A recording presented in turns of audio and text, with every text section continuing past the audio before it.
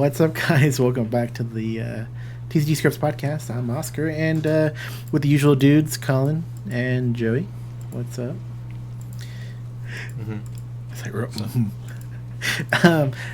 what's I'm already forgetting everything I was supposed to say. Like, you guys want to help support the channel and everything that we do here, make sure to visit Happy Little Hug Factory. You guys can visit them in the link in the description below. So they know we sent you over. I think they have pre-orders going up for the Caster Chronicles new set coming up soon. I think the pre-orders are already up for the new Force of Will set as well. I saw that one had a count of 80 for pre-orders. And then, visit the link in the description so you know that we sent you guys and over. The Caster Chronicles pre-orders, it's both for a new booster box and new star deck. They're doing the dual star deck once again. And it's smaller sets, so once again, if you guys are curious about casters or want to support it and have Happy Little Hug Factory carry it more, make sure you go and check that out. It's only $30 for the booster box and $30, I believe, for the star deck as well. And they were able to, I don't know, they might have sold out, but they did get in a small stock of some of the older sets. So if you were looking for those, double check in case they weren't sold out or not. But yeah. Mm-hmm. And also the patreon.com/TCG Scrubs. You can help support the channel and upgrading everything that we do here and making things better. As well as we have content on there you can check out. I've been doing gameplay with Joey like at least once to twice a week, right? Fun. Pretty much is what we've been doing. We didn't do any this past week, but it's fine. We had a lot of videos go up recently. We have to do a Patreon podcast. You guys can check that out there as well. And everything, helps out the channel and makes things a little easier for us to get done. And also, play DKP accessories, link in the description below. Use code TCG for 5% off for the magnetic playmat for outside car rides, moving your cars around without them falling off, and just have a nice, doing the cool slap down of a card where it goes think. But yeah, and also, Oscar, you need to remind me next time you're over, or maybe we'll do it at the hotel this upcoming weekend, but we gotta record some stuff. No, we gotta finish recording the skits. Hey, you know what? I was gonna say, if you guys watched the stream that Oscar did for the WGPQ, there were some skits that played in between rounds, and so I have those, and I was gonna finalize a couple of them, and then we have some other skits to put in there, and it's gonna be one big video. The reason I haven't done that is because I feel it doesn't work right now as one big video without the in-between skits, because some of the, especially one of the jokes, I feel like wouldn't work as well. So we're just waiting to record those remaining skits, and then we'll put that up. And then if you guys like it, that's something that I would like to do more, because that's more up my alley of filming that type of stuff. Is a lot of fun. I just gotta, and we gotta get Joey's video up. Joey can do his. Yeah, I was just gonna say you have access to it. I'm surprised you haven't uploaded it. That's a good point. Do some work. Get these hands dirty and click, click, click, click. Be like Thanos. Speaking of work, because you haven't done a Joe's Corner over the stuff we didn't even cover Bethlehem GP just for you. I know. But today we'll be going over as much as the information as we've gotten for the Nationals that took place at ARG. Before we get there, I'll call on the recording stuff this weekend at the hotel thing. It has a pool that's like what, 8 floors up on the balcony or whatever. That'd be cool to film the distracting with it. The ARG, the playmat thing. Oh, the magnetic playmats, like on the pool side. Should be windy up there. Yeah, it should be windy up there. Yeah, we got to go find one of those big old fans they have at hotels sometimes, and just play in front of that. And then we'll just have to do voiceover later. I just said we'll do voiceover later. Just listen to me. But what we should do, here's would be a great video, Oscar, is because we'll probably do a vlog if we're not bored, or unless we're too busy. But Oscar got a phone that actually takes really nice pictures. I'd be curious if it records the same way too, because those are really nice photos it takes. But it'd be cool to have Melissa record you and me walking around holding our playmats, playing a game as we're walking around the convention center. That would be hilarious. We'll have to do.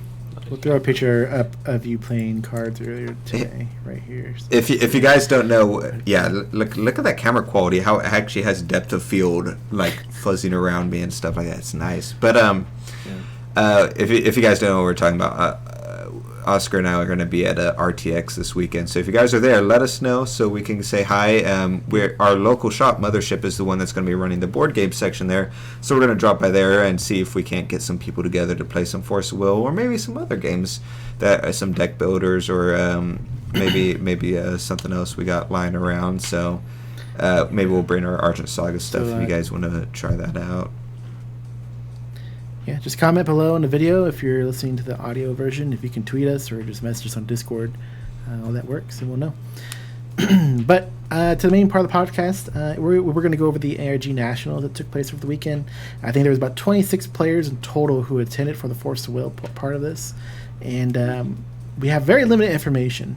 There wasn't too much able to get out, only because the head judge running the event, I think at the end of it, said they had to hurry up and head out, or something happened where he was able to grab the list and take the pictures and all that, so we can share them and see what they all are.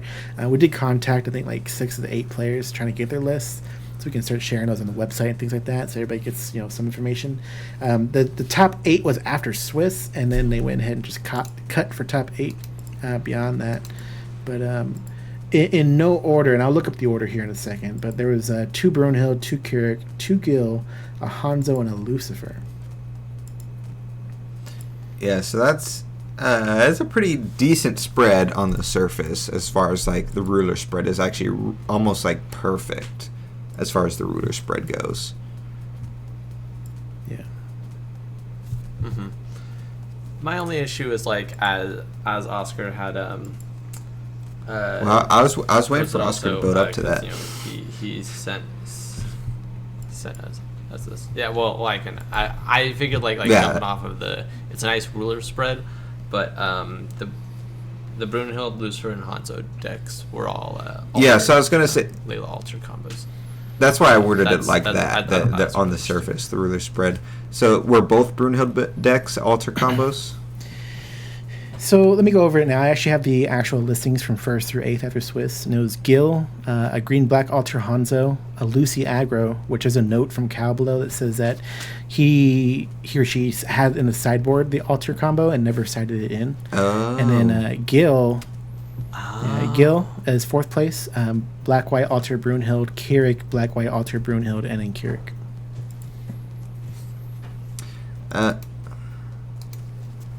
Wait, hold on. So Keurig was a alter?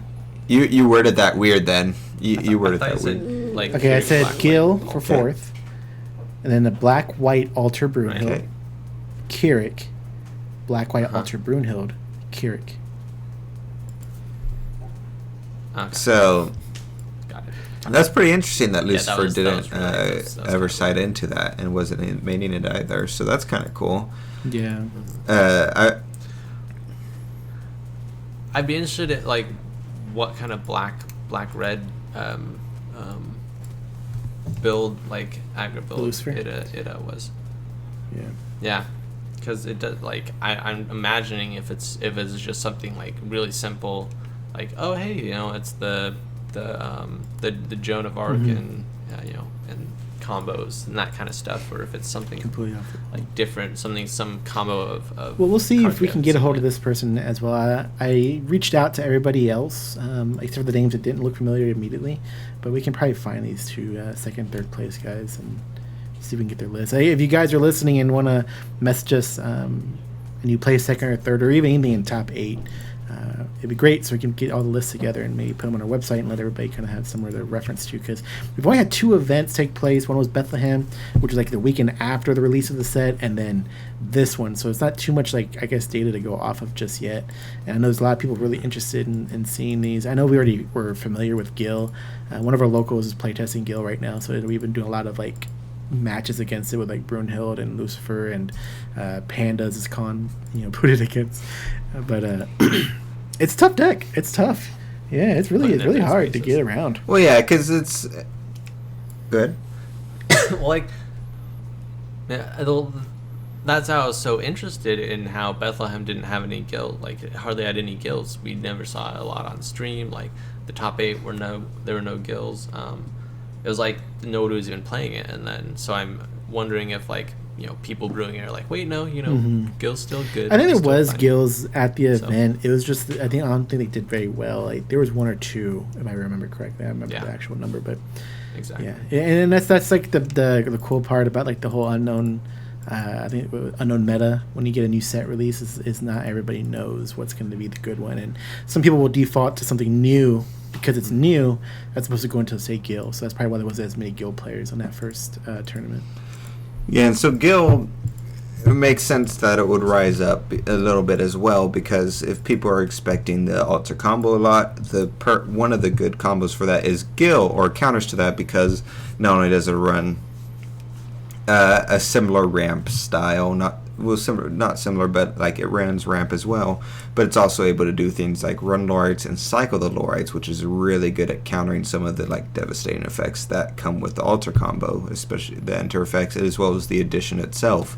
And so I think that Gil, people running Gil to counter that, so you got a bubble of people running that to counter this, and so now there's less people running the altar build, and so Gil just naturally rises to the top, and Gil is already a super strong deck that tends to, for some reason, not necessarily get overlooked, but people forget about it a lot, even though it's still, in my opinion, one of the strongest decks that's not overpowering strong, but one of the most consistently strong decks that we've had.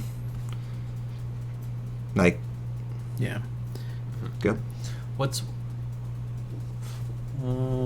are your guys' like predictions for top decks that are gonna start coming in? Well, see, I'm gonna say like, I'm sure Gil has a tough matchup against Lucifer. I'm not the best player in general, hence the channel name, but it's definitely something like our Gil player that we have, Lee. We work with him and all that. Lee has Gil, and in our matchups, I think I've at one point had him, down 7 stones or in his graveyard, and he was still keeping up and just dominating the game even with that. So it's tough to say. I think that Lucifer still is going to give the issues and be like up there. I haven't built Black White Alter Runehild at all, and I've only ever seen it in play when I was like helping commentate the actual event and we're running it. But I don't know how that matchup is. I'm going to build it and see how it is and play against Lee, and we'll see how that goes. And yeah, I think that after this event, though, I still think the alter combo is going to become more pervasive than it is right now. I think we'll have a bigger showing than, what is this, three alters? I don't know when the next event is, but the next semi-major event, I would assume that alter combo is gonna take up more than 3 spots, just because it's such an aggressive deck that even if you run a deck that counters it, if you're not fully prepared for it or if you haven't fully practiced, you're just going to lose to it just because of the sheer volume of ramp. It just gets around stuff, and the fact that instead of like Lucifer or Lich, you have your search functions in your rune deck, a couple different search functions if you really want to, as well as field destruction and all that. And then you do have access still to Evil Elemental Uprising, which people will probably be running a lot more of those now that Gil top this. And so I think we might, if there's Gils in this, a lot of Gils and Gils top this, we're going to see it flip over and there'll be less Gils because people are going to be going the opposite way of stuff that they'll try and think will counter Gil in the altar build, because the altar build is clearly the better ramp out of this in Gil, because it also comes with counter ramp at the exact same time, which is indirectly ramp for yourself. So it's just a matter of refining it a little bit and learning to play to counter the Gil deck properly. Yeah, I gave my reasonings for like why Gil is gonna have a hard time dominating, but I do believe this top 8 will be the same thing we'll see later. I'm not sure what's in the Lucy aggro, if they'll still be in top 8, but I think this is kind of what we're going to see going forward. Only because I know that they've said in the past that Gil has a hard time with Keurig, so that's why there's the 2 Keurigs who probably made it through. Yeah, that's a good point. Well, that's actually really good, though, if you have... Well, not really good, but at least we're not in one dominating deck or one dominating deck and another one. At least we kind of got a triangle going of Gil is being beat by Keurig, which is Kirik being beat by Lucifer or the altar build? I actually don't know.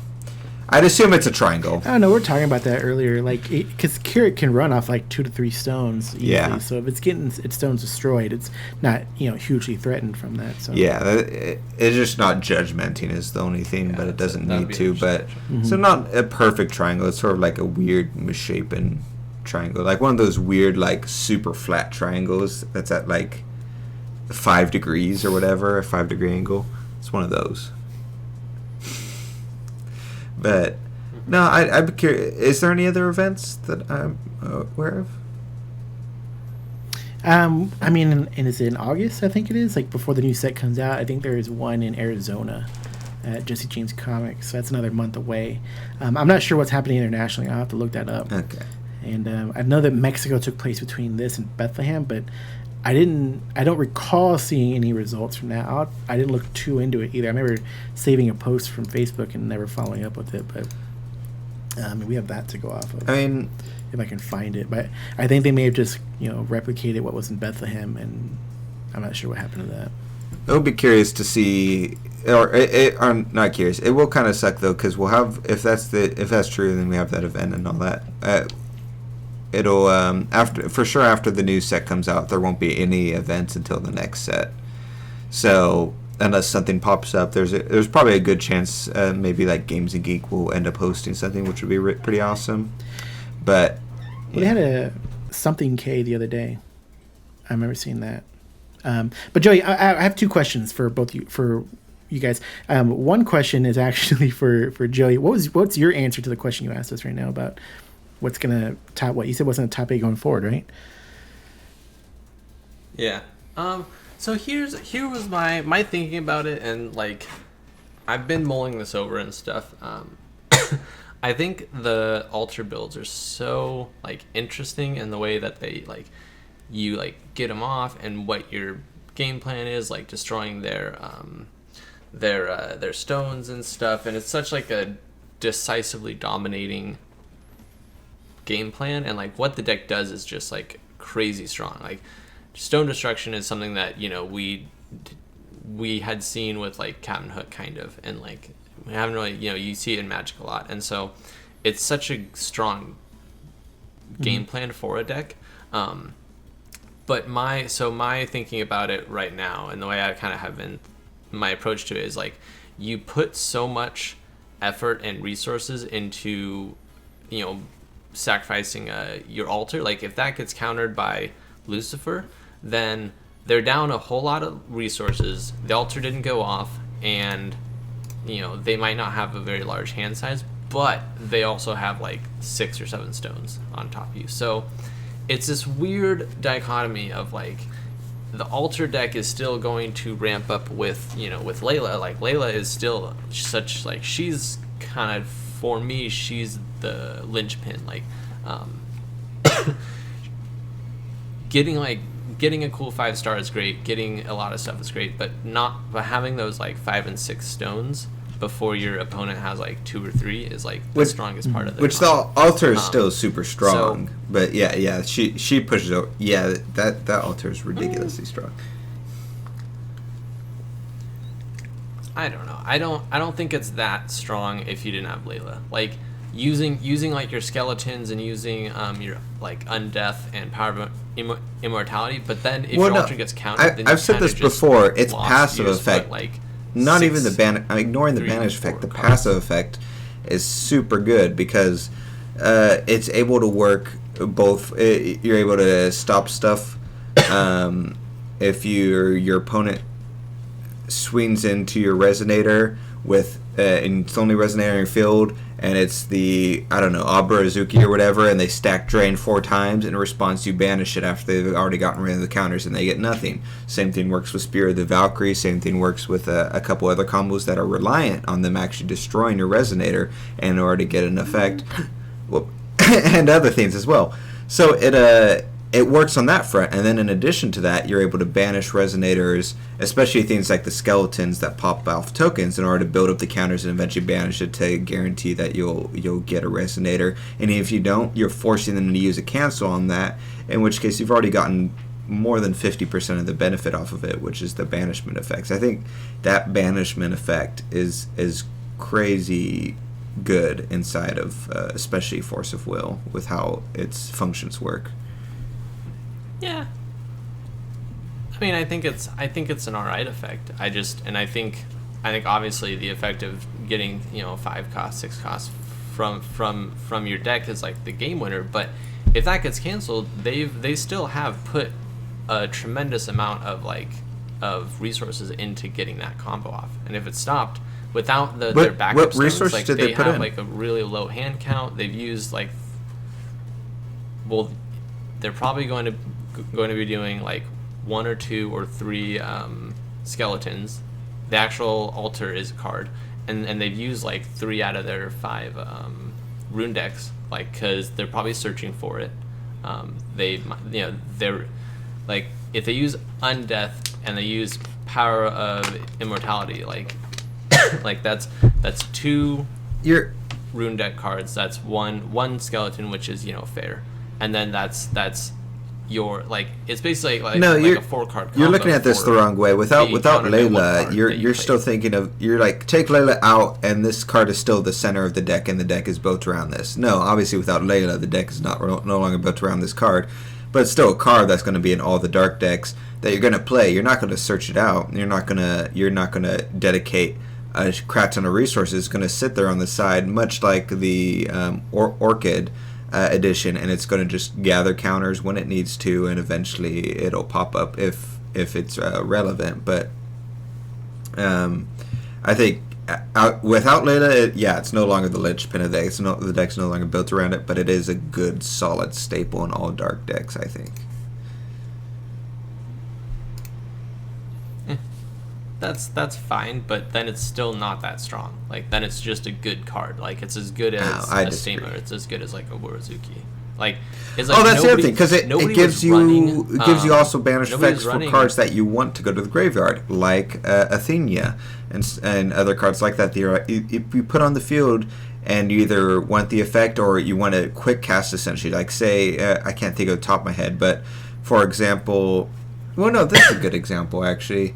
Let's say in a perfect world, perfect stuff happens, and you play Athenia and you destroy all their stones or something like that. Something crazy happens, and now they call a stone, and in response you banish Athenia because you have that effect.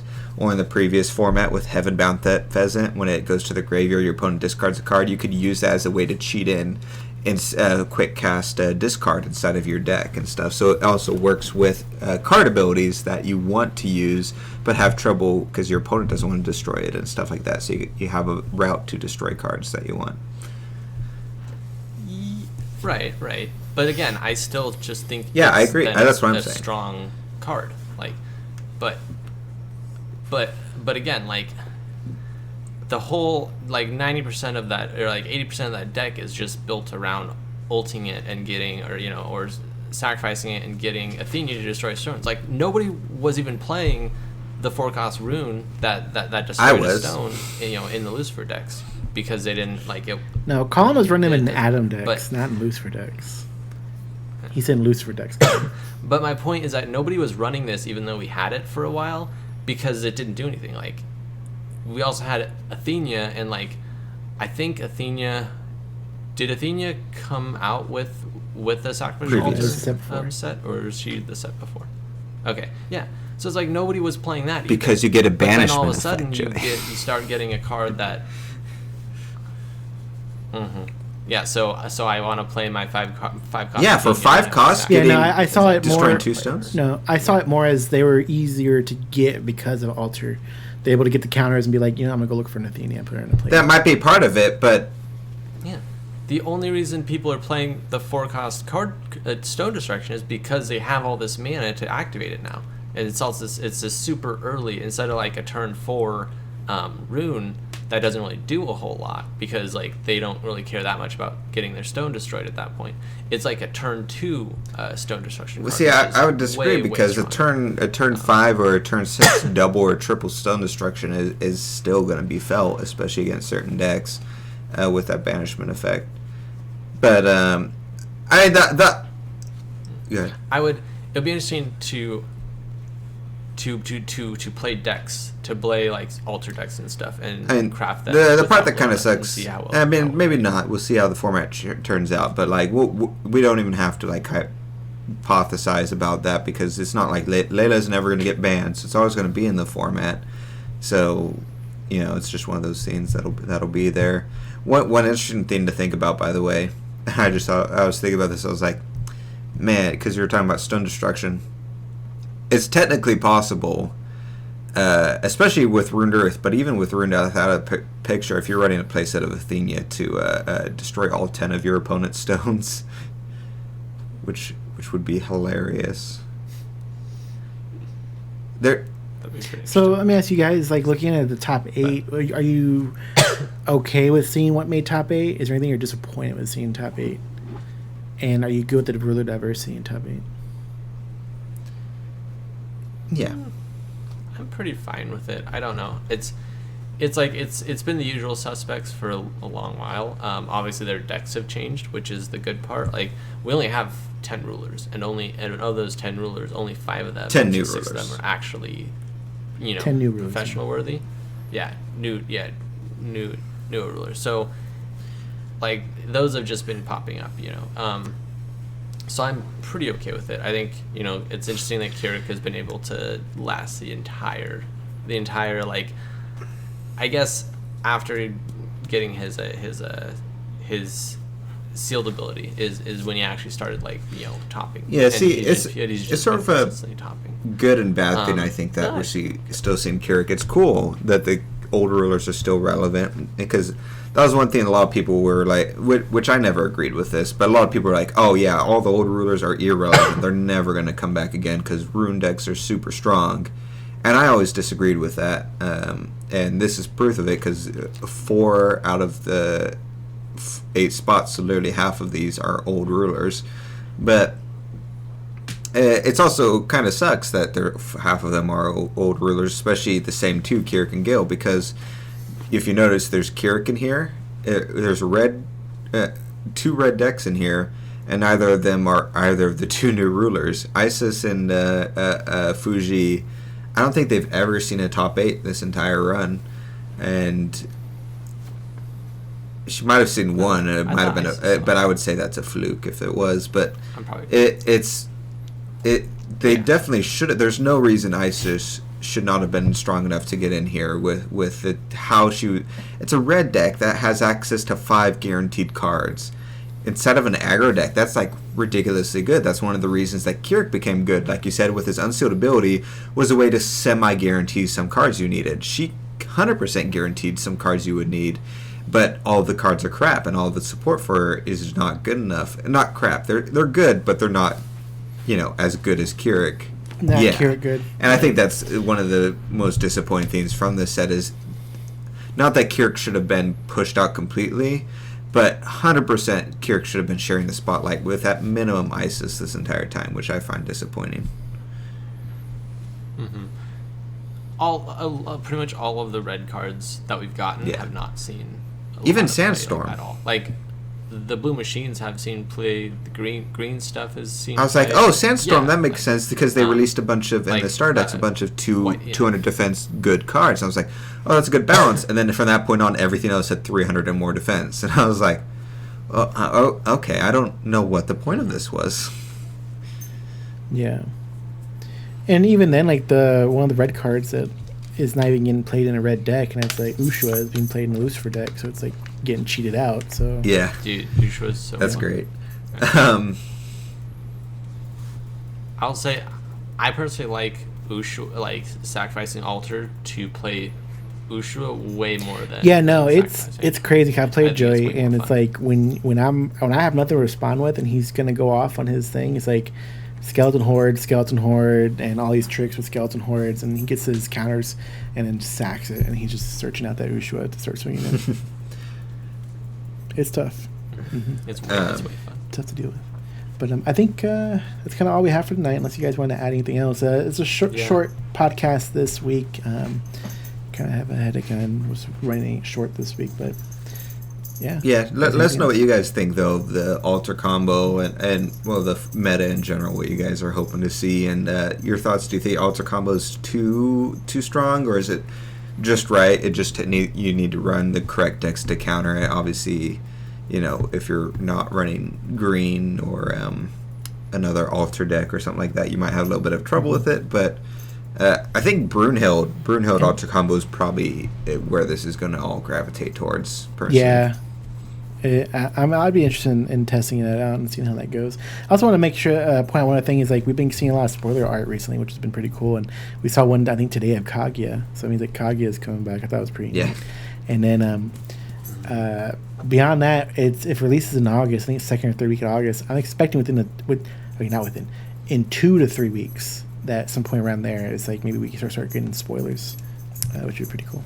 Yeah, that's sort of one day we're just going to log in and there's going to be spoilers, and we're going to be like, oh, okay.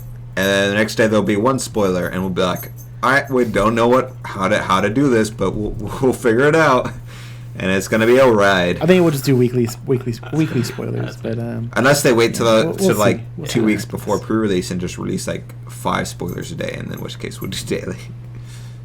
Oh yeah, it'll work out too. All right, well, we'll see you guys next time. And thank you for listening. Yep. See ya. Thanks for watching.